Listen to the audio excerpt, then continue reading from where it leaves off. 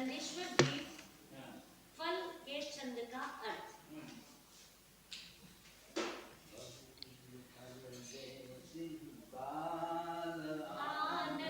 राचते तुम शिव फल देवतयाल तुम जाचते सिरिजन नाम पावन पुण्य करो वसुदिन प्रतिमा अविराम आनंद भावे। भेरूगढ़ मंदिर जो है सबसे पुराना उज्जैन का मंदिर है। यही था बस। वहाँ से जब ये मंदिर बना नयापुरा का, तो वो नयापुरा बोलते हैं उसको। हाँ, अब तो नयापुरा तो कहाँ हो गया, नयापुरा हो गए। पर उस समय उज्जैन में यही थे दो, पहले वहाँ हुआ फिर नयापुरा हुआ है। जयसिंहपुर का दो बात है, देखो, उसको सिद्ध क्षेत्र भी कहते हैं। तो वो देखा जाए तो 3 लोक में कोई जगह बाकी नहीं जहाँ से कोई सिद्ध नहीं हुआ हो। इसलिए अच्छी बात है, तीर्थ है वो भी। नयापुरा भी तीर्थ है, जयसिंहपुरा भी तीर्थ है। फल क्यों ले रहे हैं? फल चाहिए। अभी जिसको फल की रुचि है, पैसे वाला बहुत है, तो लंदन से मंगाएगा, अमेरिका से मंगाएगा, यहाँ के फल दुबई भेजेगा। बड़ा भारी व्यापार है फल का निर्यात करना, फल का आयात करना।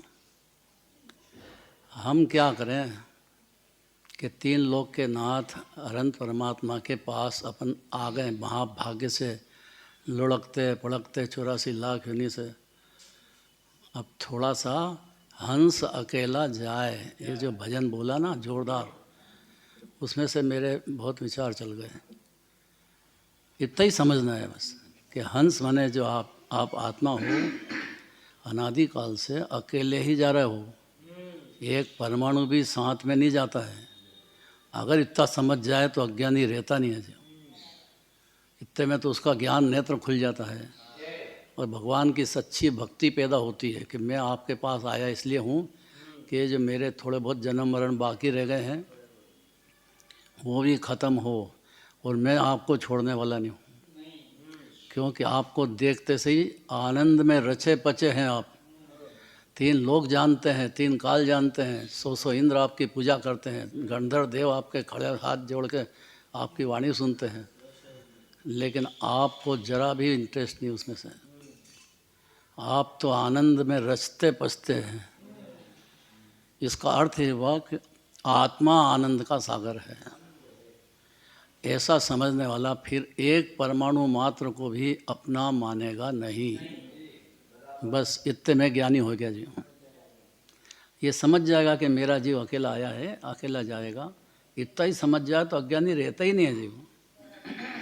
खाली गलती इतनी है कि देह को, संबंधी, कुटुंब परिवार को अपना मान बैठा है जीव।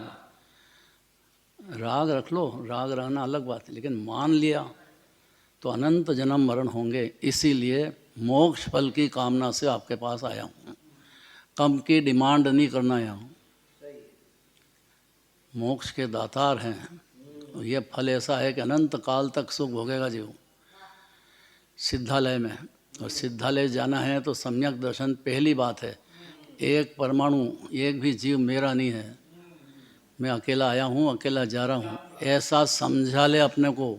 उसी क्षण सम्यक दर्शन प्रकट हो जाएगा और अतीन्द्रिय आनंद का रस चालू हो जाएगा जीव को अपनी परिणति में। अब बंधु बना ही रहे कि मेरे ही पुत्र है, मेरे ही घरवाली है, मेरे ही है, मेरे ही है। अरे भाई रख लो, राग रख लो, अच्छी बात है, लेकिन मेरे ही मान लिया तो कब्जा कर लिया जीव ने। दूसरे जीव पे या एक परमाणु पे भी कब्जा करने से घोर संसार में जन्म मरण होता है जीव का। श्रद्धा में, खाली श्रद्धा करने की बात चल रही है। महापाप है, मिथ्यात्व से बड़ा कोई पाप नहीं होता है। और ये जीव जो है बात ये सुनता ही नहीं है। ये बात सुन लेना जिनवाणी में कि भाई मैं अकेला आया हूँ, एकला जाएगा, बच्चे हैं, सब अपने अपने हिसाब से कर रहे हैं, जैसे परिणाम करेंगे वैसी गति में जाएंगे। कोई शरण नहीं है दूसरा, एकमात्र शरण तीन लोक के नाथ अनंत परमात्मा है। और उनका कहना है कि अगर इतना समझा लिया आपने को, हंस अकेला जाए, तो मोक्ष फल से कम की उसकी डिमांड नहीं रहेगी, और वो चल पड़ेगा मोक्ष में, सम्यक दर्शन प्रकट कर लेगा। ये समझा कि सम्यक दर्शन हुआ जीव को, एक परमाणु भी मेरा नहीं है, मैं अकेला आया हूँ, अकेला जा रहा हूँ। ये जो मोह का नाटक चल रहा है ना, श्रद्धा में से तोड़ दे खाली, मान ले जीव, इतने में मोक्ष की गारंटी है। मान्यता की इतनी बड़ी बात है, और नहीं माना ये बात, तो ये तो अनादिकाल से नहीं मान रहा था, तो 84 लाख योनि में जन्म मरण होता रहेगा। चलो महावीर भगवान की जय।